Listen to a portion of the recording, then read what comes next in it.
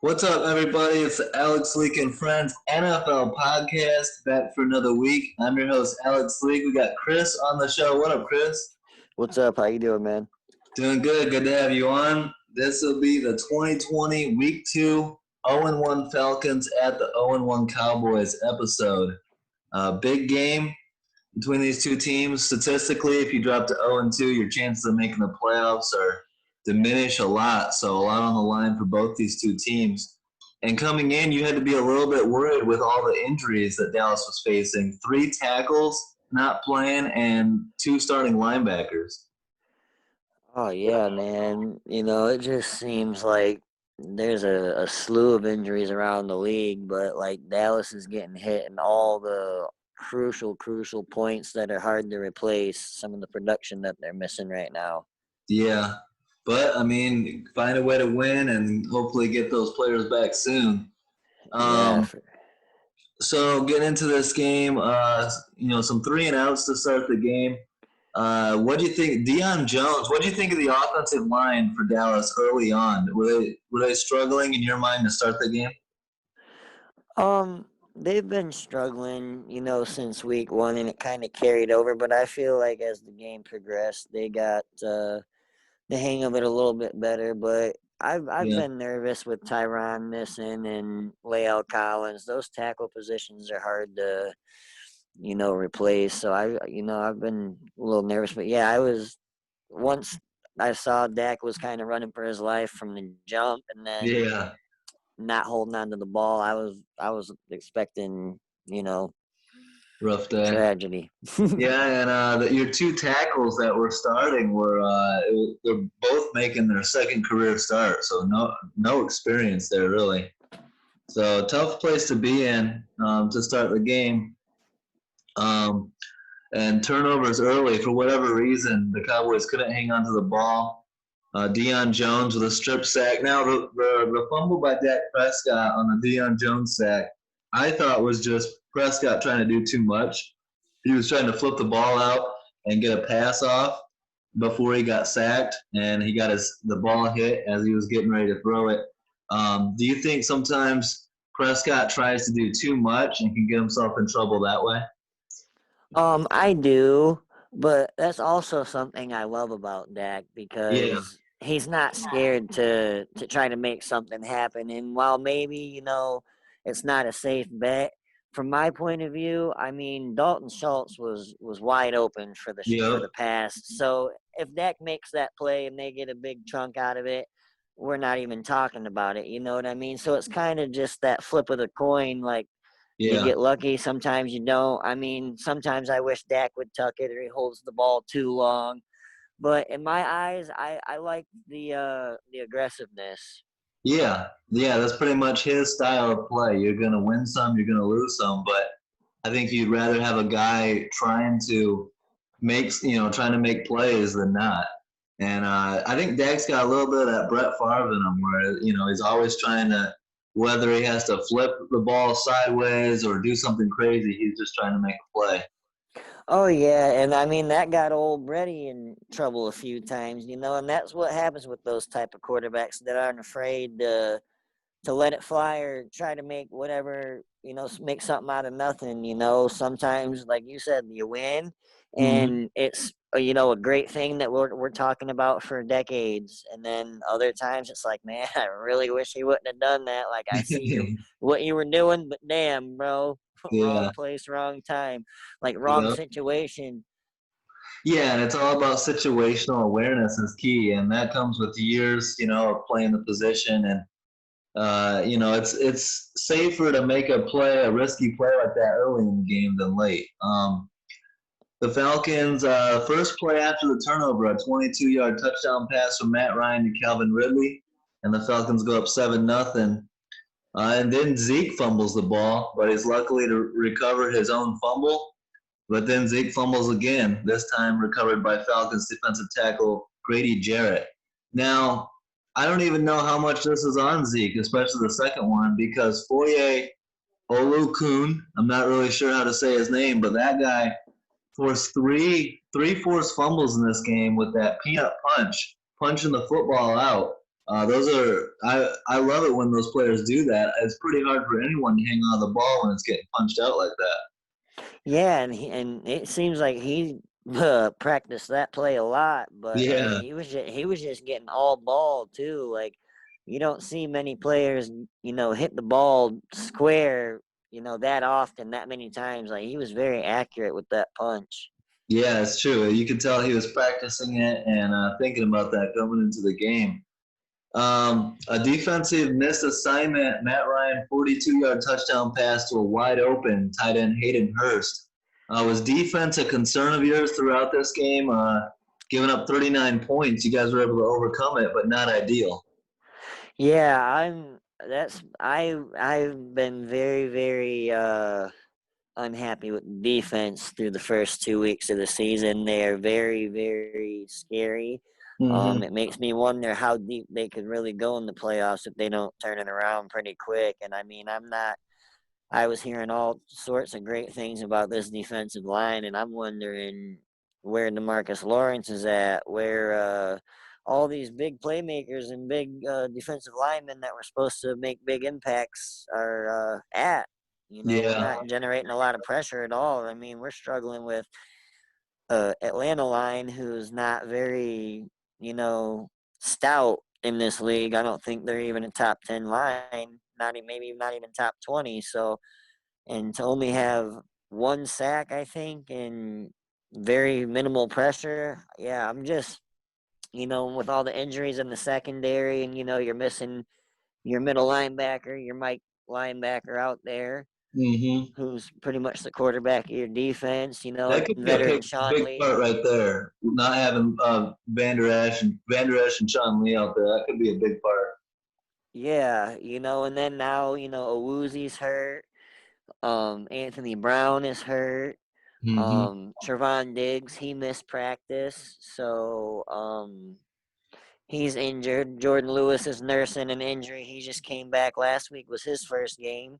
So, I mean, the injuries are piling up for the Cowboys. And if they don't get a hold on something soon, I mean, as powerful and potent as their offense is, their defense might, you know, take them out of a lot of games. Yeah, yeah, it's gonna be something to watch for sure. Keep an eye on. But I also don't foresee, Dallas giving up 17 points off of turnovers every week either. Yeah, So, yep. Well, and I think that the Cowboys left some points on the board too, or off the board. I'm gonna be frank. I didn't agree with a lot of Mike McCarthy's coaching in this game, especially early on. Fake punt pass on 4th and 3 from his own 29-yard line. In my opinion, if you're going to go for it on 4th down, if you're going to have somebody throw the ball, I want Dak Prescott to do it, not the punter, Chris Jones. His pass is underthrown and incomplete and results in a turnover on downs. I'm and I all don't, for I'm all for surprise and faking a punt in certain situations, but not early on in the first quarter, and especially not from my own 29-yard line. What do you think? yeah, I thought that was a very, very boneheaded decision. And also to add a little more to what you said about if you're going to have somebody throwing the ball, you want it to be Prescott. And also, if I'm going to have somebody catching it, I'd like it to be Zeke, Pollard, CeeDee Yep. Lamb, Amari Cooper, Michael Gallup, Dalton Yeah. Schultz. One of those many weapons you have on offense, not a safety who, frankly doesn't play a lot. He's a special teams and, rotational player. Yep. So to be playing pitch and catch with a punter and a defensive back is not what I see as good formula for good football. And so tell me if you agree with this. And I've been saying this a lot to start this year. I'm tired of coaches trying to trick and be sneaky against their opponents. If I'm the Cowboys, I look at my roster and I say we've got a top 5 roster in the NFL. We got a roster that should be anybody, for most teams in the NFL. So why do I need to try and sneak a fake punt pass or a fake punt run or something like that when I should be able to just play straight up and beat the team across from me? I would rather play it by the book and let the game happen and trust my playmakers to make plays instead of, like you said, trying to get a sneaky play out of my punter and my safety. Yeah, I'm actually, you know, wondering what the heck he's been thinking the last couple of weeks. His decision making's just been worse than Garrett ever was, in my opinion. And I'm just like, man, sometimes you don't know what you got till it's gone almost. As bad as we were screaming for Garrett's head, now look what we're dealing with. And I'm not saying that McCarthy can't turn it around and he's not a great coach, but he's not even coaching like himself Yeah. right now. It doesn't seem like Well, he was never this careless in Green Bay. It didn't seem like, and well, you know what that's from though, and he even admitted it. He said it. He's doing what the analytics crowd tells him to do. That's the analytics crowd. That's analytics saying, we believe you should go for it on fourth down, be super aggressive, fake punts, all that stuff, go for two all the time. That's the analytics crowd. They believe, oh, percentages say to go for it, go for it, go for it. And, oh, well, if you lose the game, at least you made the right call. And in my opinion, I think that's bullshit. I want to win the game. I don't yeah. I don't care what the percentages tell me. I'm going to make the play that keeps me in the game. Yes, So, for sure. And I'm just wondering. None of our wide receivers have a touchdown this year. No yeah, Cowboys receivers have a touchdown yet, and they're racking up some yardage. But I'm just curious, like, why aren't they taking the top off with CD Lamb? I haven't seen them really go deep one time to him. yeah.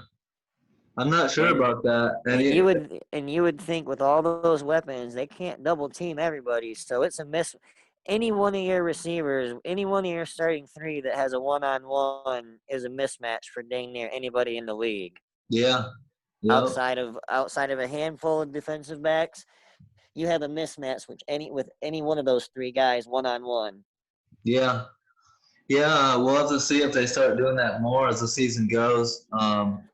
But yeah, that's what I'm seeing early on. So then the Cowboys defense does stand up, doesn't allow a touchdown this time, forces Atlanta 3-and-out. Yet because of field position on the turnover on downs, Falcons kicker Younghoe Koo is able to hit a 42-yarder, and the Falcons lead by 3 scores, 17-0. Big game for Cowboys tight end Dalton Schultz.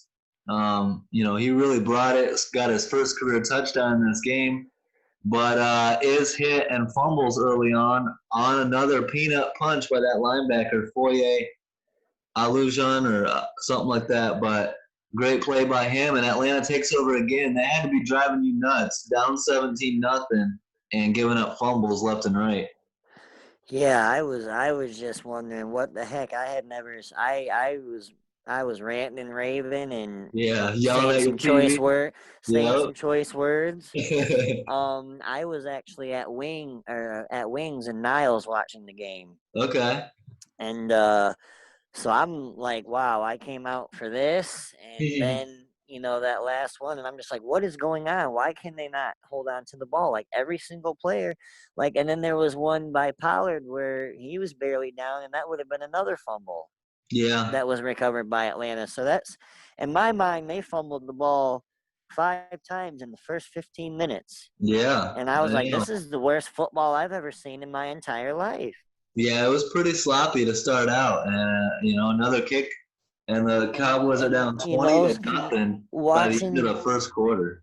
Yeah, and I thought we had no prayer, and I was down on myself. I started drinking. I drank a beer. Well, the good news is that you were playing the Atlanta Falcons. That's the bright side. If you've seen, the Super Bowl against the Patriots a couple years back, stuff like that, Falcons known for giving up leads. The Cowboys do get back into it. A 1-yard rushing touchdown by Zeke cuts it to 20-7. Dan Quinn decides to go for it on 4th and 1 from the Cowboys' 41-yard line. Picks it up with fullback Keith Smith. Now this is so I'm so anti going for it on fourth down, but this is the one area and time that I actually agree with it.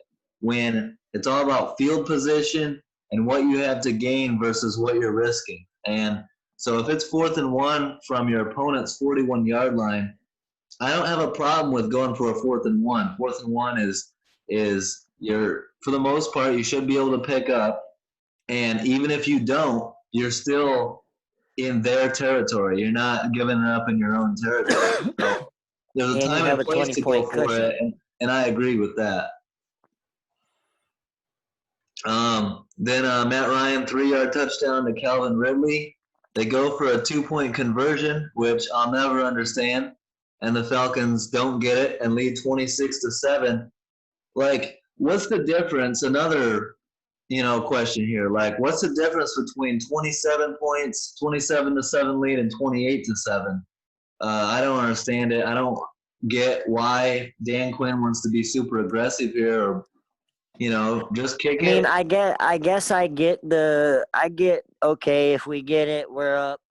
Three We're up touchdowns. 3 touchdowns, and Yeah, if we don't, then we're still up a lot. whatever, Yeah, and 17 points or whatever. So I mean, I get it, but I mean, yeah, like you said, it's 1 point, and really, you don't expect them to score that as much, as they did.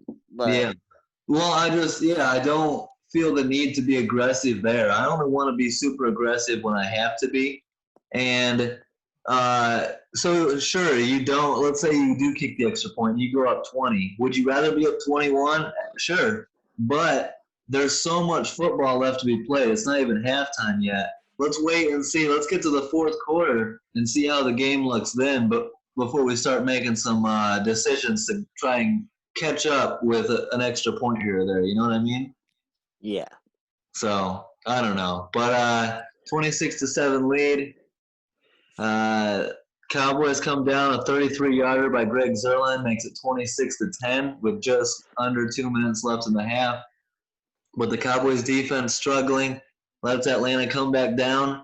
23-yard pass from Matt Ryan to Calvin Ridley gets him in the field goal range.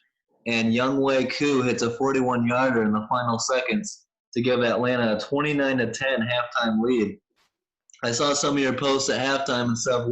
How are you feeling at halftime, down 19? oh, I was pretty upset, but then I made this post, and I was like, you know what? Negativity. I said the Cowboys are coming back. I Yep. said, and I did that. You know how everybody does that little, blah blah blah blah blah. Packers by 10 or whatever. So Yeah. I did that, Yep. and I did one about that time, and after halftime at that time, Cowboys by 6. I said, so I kind of I mean, it felt good to watch them start climbing out of that hole after I said that, and I started just like really enjoying it as the comeback started. Yep. I was like, okay, okay. And then Yep. the more they started firing on all cylinders, I was like, oh, okay, it's possible now. Like, and there was a couple times where I was like, okay, they're gonna right back in the same position, and I thought like, but right before, well, we won't even get into that yet. But We'll get into it. But so, yeah, 29-10 halftime lead. But the Cowboys do come out ready to go in the second half. 37-yard pass from Prescott to CeeDee Lamb, getting him into field goal range. 18-yard pass to tight end Dalton Schultz, giving him first and goal. And then a 2-yard touchdown run by Dak cuts it to 29-17. This play was crazy. The Falcons have Russell Gage, their wide receiver, line up in shotgun and throw a deep, surprisingly accurate pass, hitting star receiver Julio Jones in the hands. But he drops it just as he's about to get into the end zone. How surprised were you to see Julio drop that play? That would have been a backbreaker to have that touchdown there. that's kind of when I almost got the most confident that the Cowboys could potentially win this game. Yeah, I think that it was in their heads a little bit. Maybe Julio was caught off guard of how accurate the pass was. yeah, And also when I watched it in slow motion, it looked like he took his eyes off the ball yeah, and just kind of almost treated it like a routine catch and yeah, didn't watch the ball into his hands. He's just like, oh, I got it. I've done this 100 times, and he kind of gator armed it. yeah.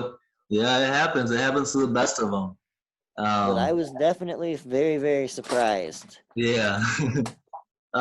Personally, I don't like the play call there. Again, if I'm taking a deep shot, it's going to be Matt Ryan, and I don't like a deep shot on 3rd and 2. I do think Atlanta was thinking we're going to go for it on 4th down regardless. But I don't like it. I would rather have a short, safe play on 3rd and 2 or a run, trying to keep the percentages high to keep the drive going. But it doesn't work out. The Falcons appeared ready to go for it on 4th and 2, but then too many men in the huddle puts them back 5 yards, and then they punt it. Mental mistakes by Atlanta, kind of helping let Dallas back into this game. Then Dak Prescott takes a deep shot to Amari Cooper, 58 yards on one play. Ridiculous one-handed catch by Amari. You were just mentioning this, how the Cowboys aren't taking enough deep shots, and you see right there Amari with a ridiculous one-handed catch. Is that what you're talking about? Get the ball in the hands of these playmakers. Exactly. I mean, as you see, that was easily a one-on-one coverage. Yep. Maybe a blown assignment, but it was Amari Cooper and that guy. And you see, Amari had him by at least 3 steps. And I'm sure people, that gets a lot of criticism. And they'll be like, well, yeah, look, he still almost threw it over his head. If Amari Cooper, doesn't make that play, it's a terrible throw. But people won't look at the fact of Dak also had, I'm not exactly sure what defensive lineman it was, but I want to right in say his Pat face, McKinley. and Dak stood in Yeah. there and Yep. took the shot and got the ball there. Anyways, Football is too complicated, too much going on to nitpick, to say, oh, well, that could have been an interception, or oh, well, that could have been a completion. Football is a complicated sport, so if it goes your way and it's a completion, mark that down. It counts. You can't discredit a quarterback for a deep throw and a in my great play by his opinion, receiver. that's when you start getting to a nitpicking point on that Yeah, deep of a level, I'm just like, come on, man. Like, you just flat out don't like the guy. You can't exactly.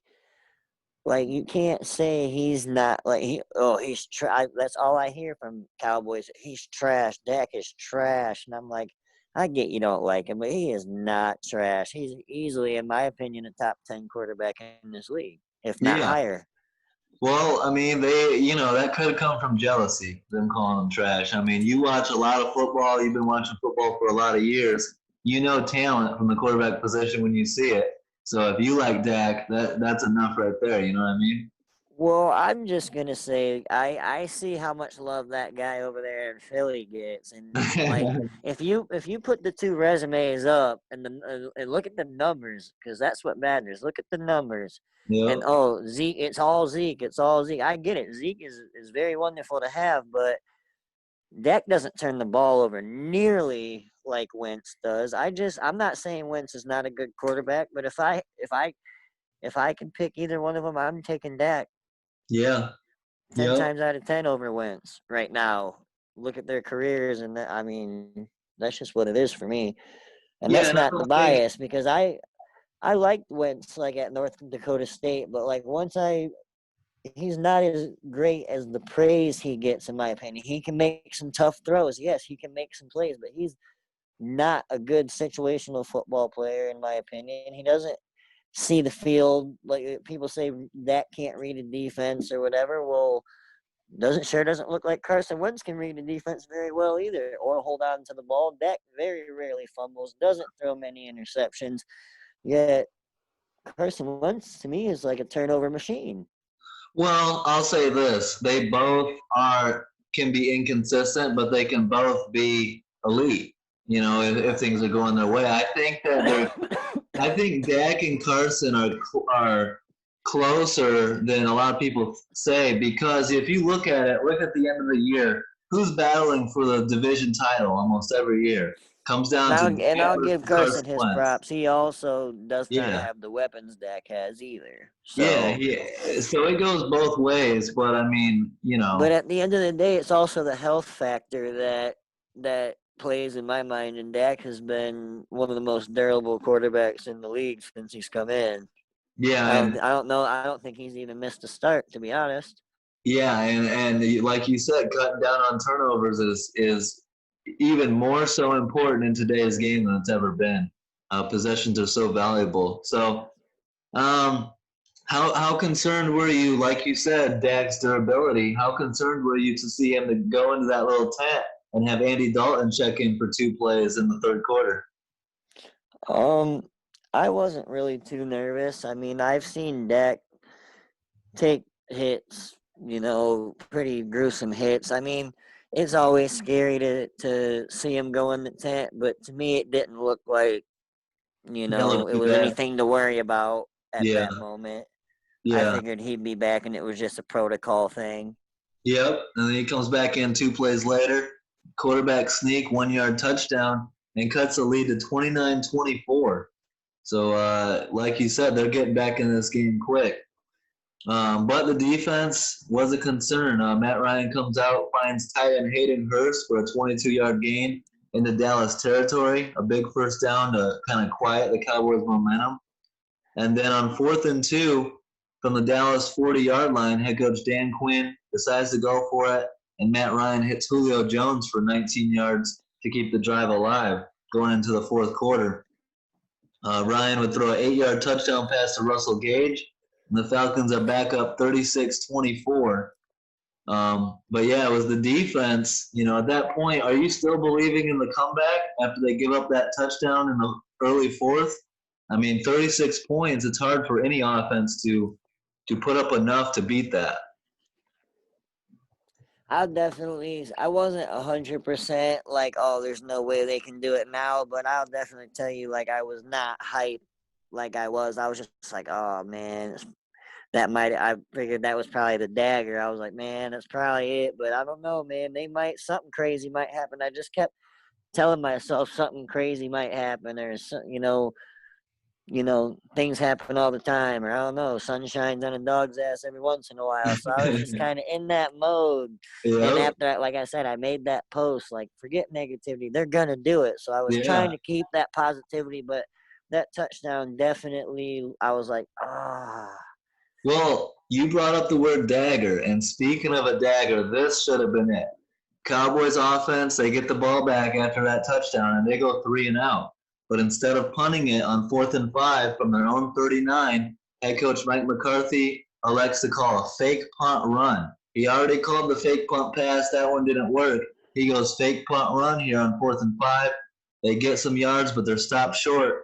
Turnover on downs. In my opinion, this play call right here should have doomed the Cowboys. Horrible game management and situational awareness by the head coach here. Punt the ball, play defense. There's plenty of time left.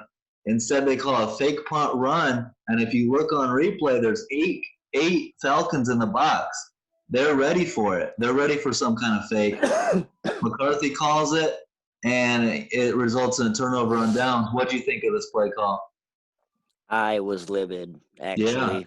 yeah. Me and the people I was with, uh, everybody just looked around at each other like, well, so much for that comeback. Like, at that point, that's when I kind of thought they really didn't have a chance anymore. Like, I still had that little, but I That was hope. like, there's no way they're not, like, they're probably going to hit Ridley. Ridley's been killing them all game.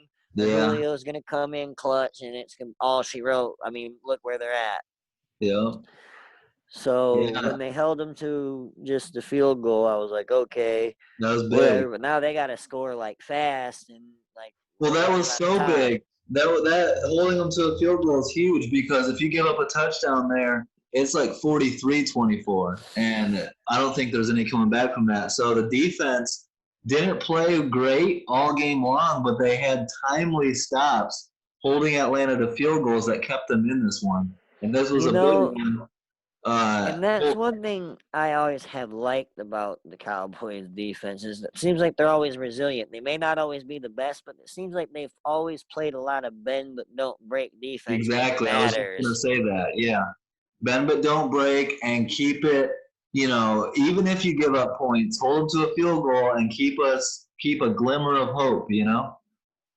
For sure. So 8 minutes left, and it's a 15-point game, 39-24. On third down, Dak Prescott, a 24-yard pass to tight end Blake Bell.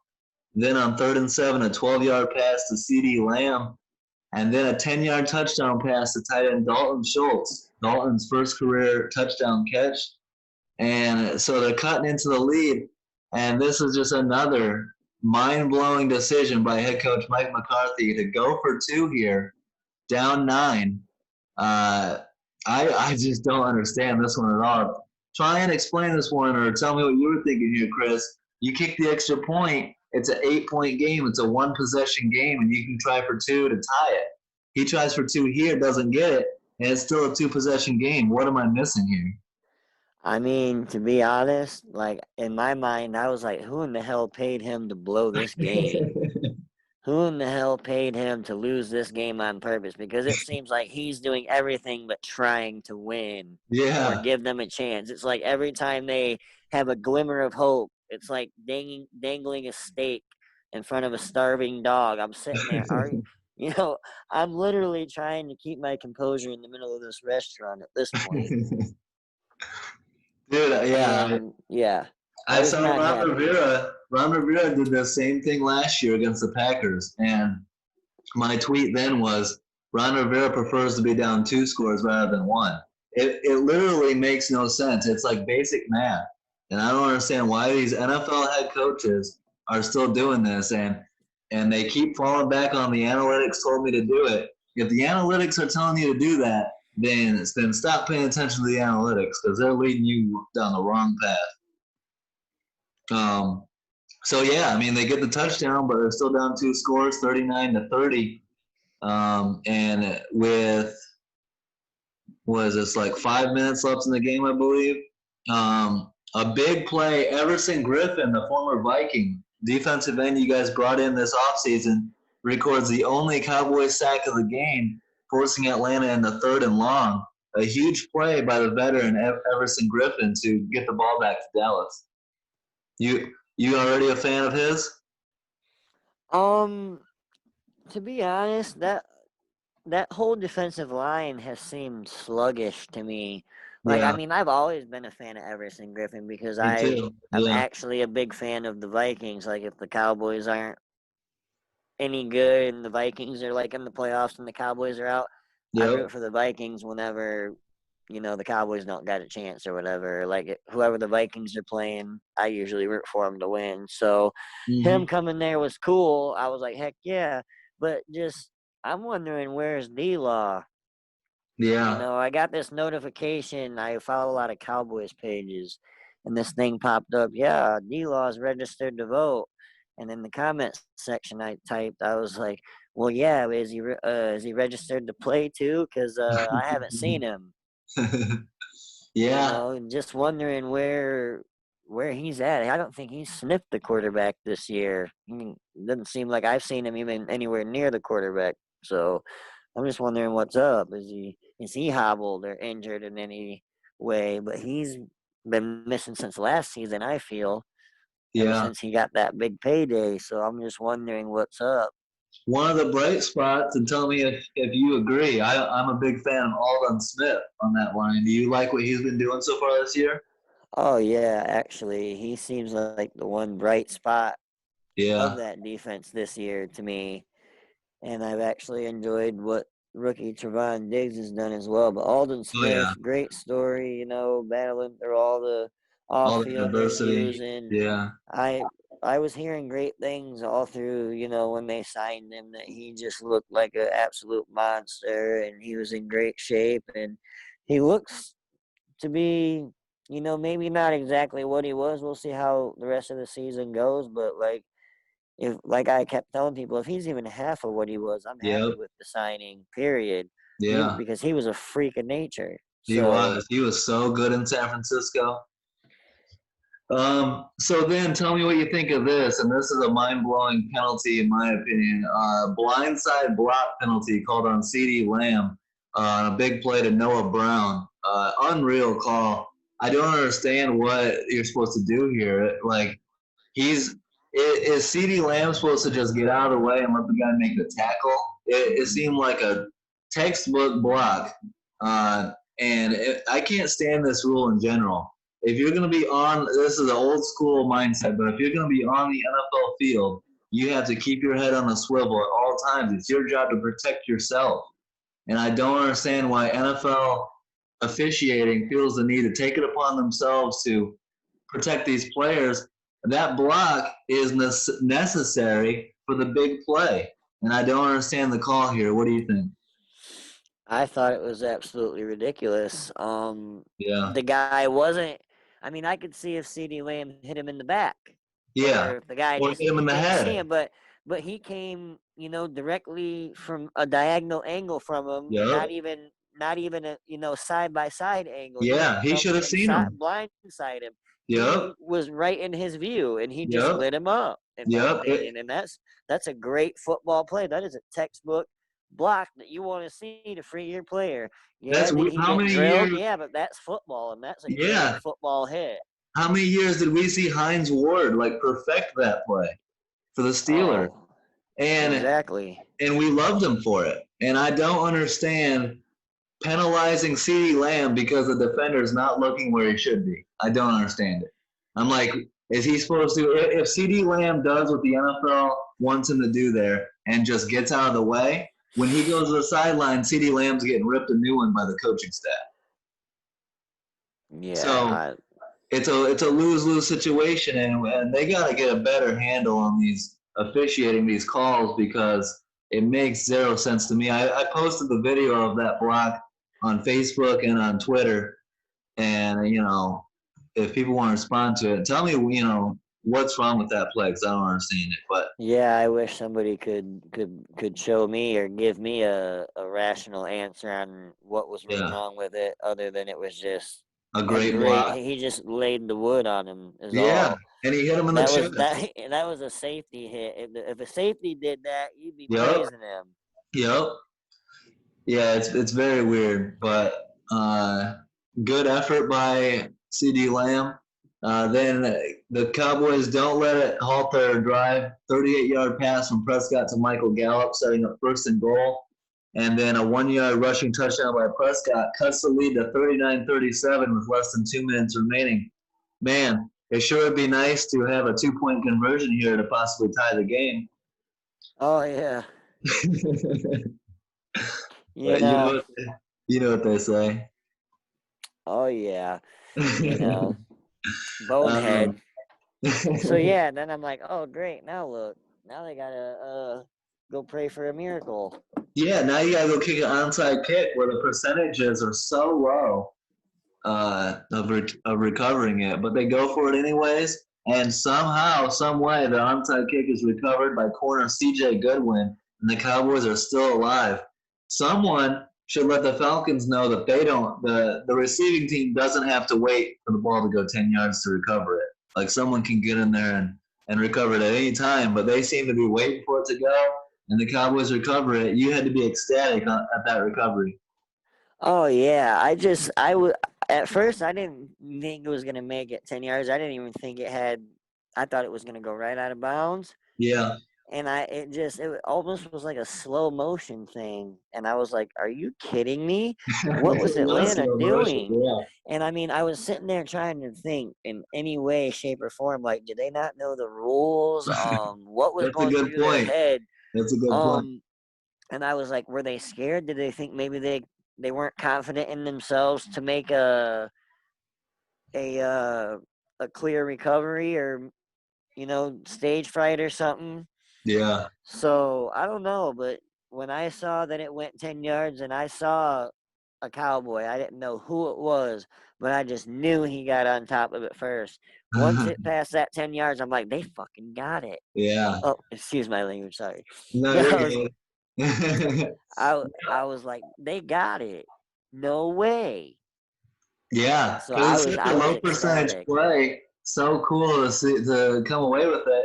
And you made a very good point. You said maybe they don't know the rules.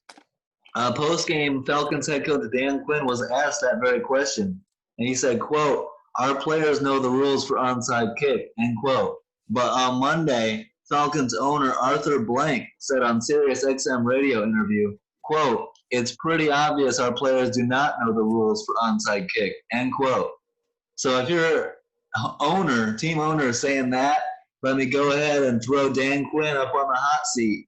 The time is you start an 0-2 start, and you got your owner, contradicting what you're saying. Not a good sign, Dan Quinn. Oh no, especially the rough seasons they've been having and the Yeah. blown Super Bowl.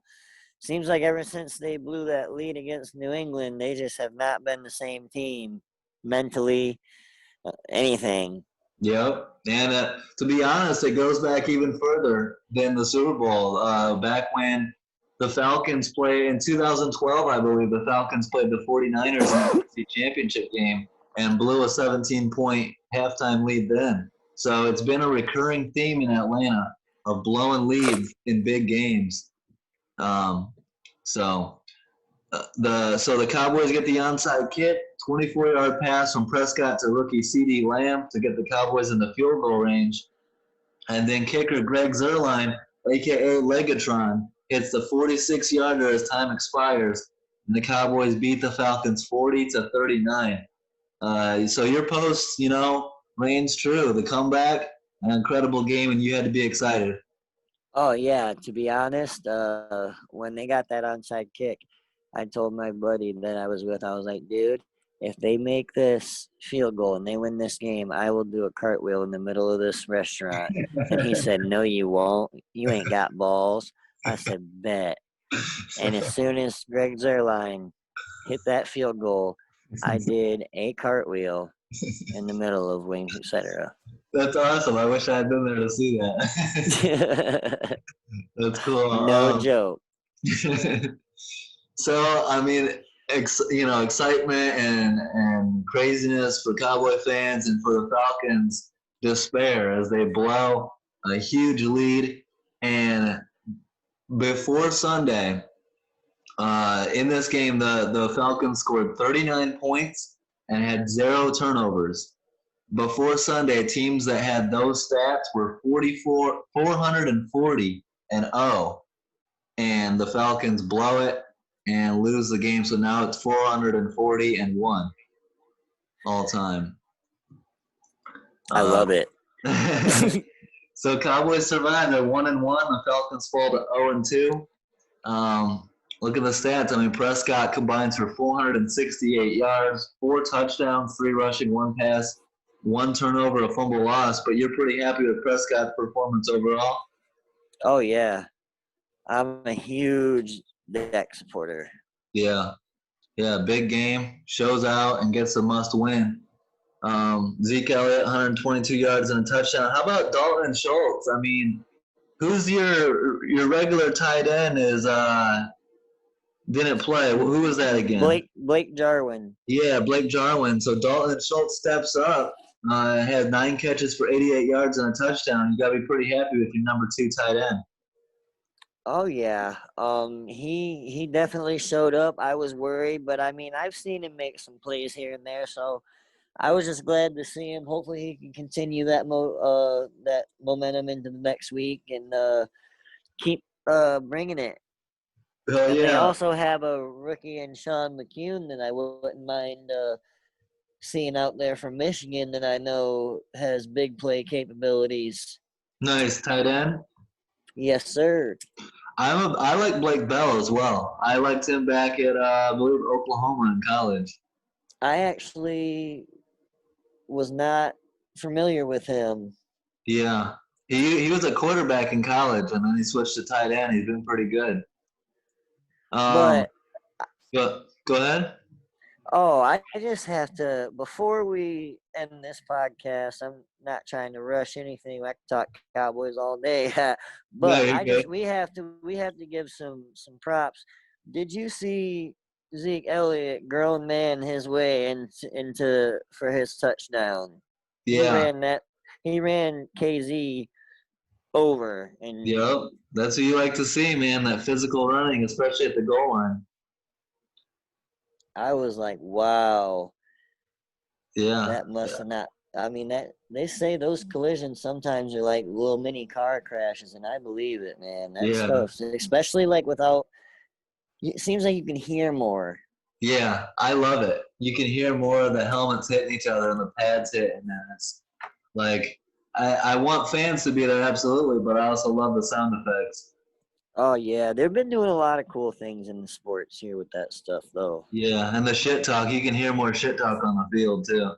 Oh yeah, it's wonderful. But um, yeah, I'm excited for the win for sure. I was ecstatic. I so sure thought. we got to give a little bit of love to the guy who hit the game-winning kick, Greg Zerline, last year, and for a few years, you guys haven't had the most reliable kickers. Brett Maher last year. How you feeling about Greg Zerline so far this year? Um, I like him so far. I he seemed like he was a little shaky his first couple kicks, kind of. He shanked one week Mm-hmm. one, and then he was really close to the uprights on his other kicks. And so I was just like, man, I don't know. He's just doesn't seem as accurate as he was. But I think he's just like everybody else. The kickers haven't had the work they needed this season either. So everything's kind of off. So I think it's going to take a little longer. I'm calling these first few weeks of the NFL season this year pretty much like the preseason. This is Yep. where everybody's working out all of their kinks. Those 0-2, 0-3 teams might kick it into gear, and somebody might go on a 10-game win streak, and you know what I mean. Yeah. It's just you never know what's going to happen. I mean, look at the NBA and the Nuggets and what they've done, and the Yeah. Heat. Yeah. You never know. This is the year of who knows what will happen. It's unprecedented. So that's what's cool about having sports back. I mean, as much as it's stressful and nervous and yelling at your TV, wanting your team to perform well. You had to miss those times of getting the opportunity to yell at your TV and watch your teams play. Oh yeah, for sure, man. I was like, oh, finally sports, and especially Absolutely. football. I was nervous, thinking maybe there wouldn't be a football season, but We're I'm here. just thankful there is one. Yep. So coming up next week, week 3, the 2-0 Bears, my Bears, will go to Atlanta to take on the 0-2 Falcons. What do you think for my Bears? What do they need to do to beat this Falcons team and get them to 0-3? Do you think this is a bad Falcons team, as their record says, or are they better than what their record says? I actually feel like they're better, and I feel like they're just getting in their own way. Yeah. Yep. They just, kind of like my Cowboys. It seems like they're lucky to have a win, but I feel like they should be 2-0, and that's because I feel like they can't get out of their own way. And I feel like if Atlanta, gets back mentally, they have all the talent to have a great season. I Yep. mean, they have a great linebacker in Deion Jones, a great quarterback of their defense. They have a decent secondary. They have Tack McKinley. They got playmakers on that defense, and obviously they got playmakers on that offense. And Todd Gurley, Ridley, Julio Jones. So Yep. it's all there. They just have to figure it out and figure out why are they blowing these leads and why can't they get the job done and finish it. Yeah, yeah.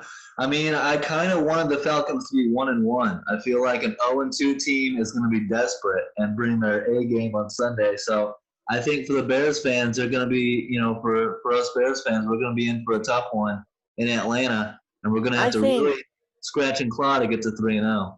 I think if Trubisky just keeps playing how he's been and not turning the ball over, because that's been a big problem of Mitch's too. Is he's one of those players like Dak, in my opinion, where if he's on and he gets in the zone, he's virtually unstoppable at that point. But Yeah, when he gets in his head, or if he's trying to, second sometimes he likes to guessing. tries to Yep, do too much, and yep, then that's where he gets himself in trouble. He's a slinger, but sometimes he tries to fit it in that window that just is damn near impossible. Or he'll try to make that play that he just should have. He had a couple more plays, but he tried to force it there, and yep. he should have just lived for another play. Yeah, So if he so just keeps playing like he's been, though, where not turning the ball, taking care of the ball and stuff, I think the Bears have a good chance to be a strong playoff team, in my opinion, if they you keep it know up. keep it up and just take care of the ball. Their defense is solid. They got weapons. I mean, Anthony Miller, in my opinion, he's underrated. I feel like Yeah. he needs a few more opportunities. He's a game changer. Yeah, I think for the Bears, the key going into Atlanta is going to be the pass rush. I want to do, a lot better. I don't want to be contained by that O line. And the keys is going to be one guys you guys know is Robert Quinn and Khalil Mack on the other side. They need to get to Matt Ryan on Sunday. Yes, sir. So for the Cowboys, they're 1-1. They'll travel to Seattle to take on the 2-0 Seahawks and a red hot Russell Wilson to start the year. Big game. You got to be excited for that one. You think Dallas can go in there and steal a win? I think they can if they play their game, but they're going to be hampered. I mean, now you have Chidobe Awuzie out for multiple games. You already got Anthony Brown out. Mm-hmm. Trevon Diggs is banged up. Jordan Lewis is banged up. So you're getting pretty thin there at secondary now. And I'm just wondering, is Diggs going to play? I've loved what I've seen out of him so far his rookie season, but yet he is a rookie going against one of the best, most accurate deep ball throwers in the league, in my opinion, and some pretty tough competition on the other side with DK Metcalf, Tyler Lockett, and Yeah, some of the other weapons that Wilson has over there. So it's it's gonna definitely going be. to be a tough matchup. But I think if Dallas makes enough plays on defense, I think the offense is high octane enough that they can go in there and steal one just on the firepower alone if that offense clicks. And as long as the defense can, hold the Seahawks to a couple field goals here and there, Yep. time of possession, and just get momentum early and take care of the ball, I think it'll be a really good game. And it's really up for grabs, but hopefully my boys go in there and get it. Yeah, I'll be looking forward to that. I'll be watching that game. Cowboys, Seahawks, Bears, Falcons as well. Can't wait for week 3. It starts tomorrow night, Thursday night. Thanks for coming on, Chris. Good shit as always. Always appreciate your insight. Oh, yeah, for sure, man. I always have a blast when I come on the show. Yeah, awesome to have you on. So thanks for coming on. Appreciate the support, everyone. Don't forget to like, subscribe, leave a comment. Let us know what you think, and stay tuned. We'll keep these episodes coming out. Peace out. All right.